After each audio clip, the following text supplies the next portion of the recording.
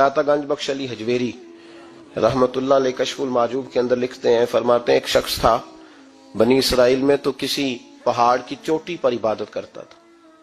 लोग उससे मिलने जाते थे।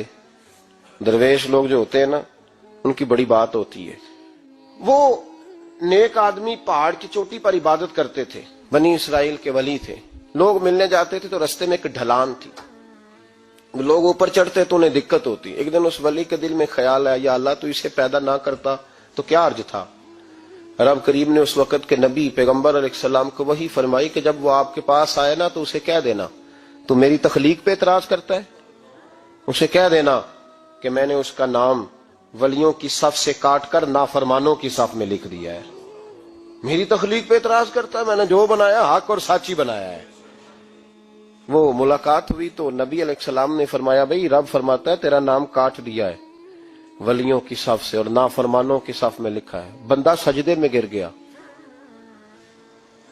या अल्लाह तेरा शुक्र है, या अल्लाह तेरा शुक्र है। पैगंबर अलैहिस्सलाम फरमाने लगे तू बड़ा बेवकूफ है, मकाम इस्तगफार और शुक्र अदा कर रहा है। कहने लगा हुजूर आपने बात ही बहुत बड़ी कर दी है, मेरे रब ने मेरा नाम लिया है, मैं कहां वो कहां, उसने कहा है कि नाम काटा है, मेरे रब ने। अल्लाह अकबर, मैं तो सोच भी नहीं सकता था कि मेरा जिक्र और वहां होगा। मैं तो इस खाते में ही नहीं था, इतनी बड़ी जगह मेरा तज़किरा हुआ। अल्लाह अकबर।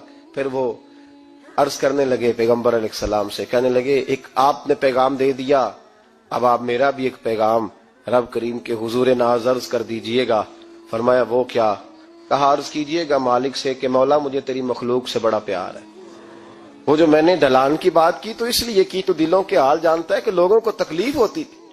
मालिक की बारगाह में अर्ज करना कि मेरा वजूद बहुत बड़ा कर दे।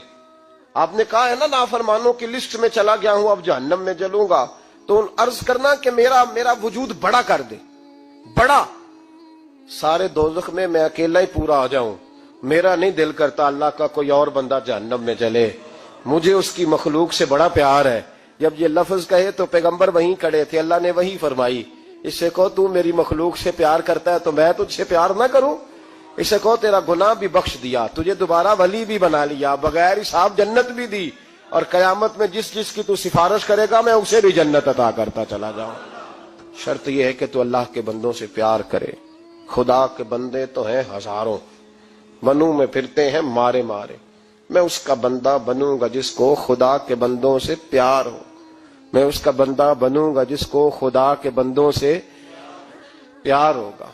रहमत का जज्बा, नरमी, किसी की खैर खाई, किसी के हक में ये रवैया कि मेरी जात से किसी को नफा हो जाए, किसी का फायदा हो जाए, किसी आदमी को कुछ मिल जाए।